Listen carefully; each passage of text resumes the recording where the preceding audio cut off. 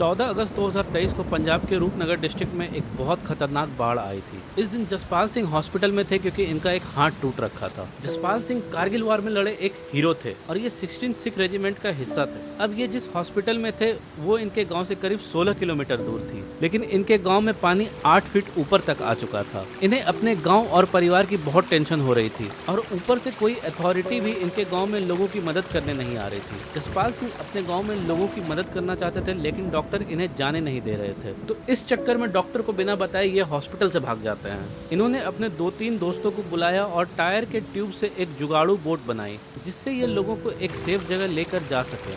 सबसे पहले इन्होंने सभी औरतों और बच्चों को निकाला और पूरे 5 चक्कर लगाकर इन्होंने उस दिन 24 लोगों की जान बचाई।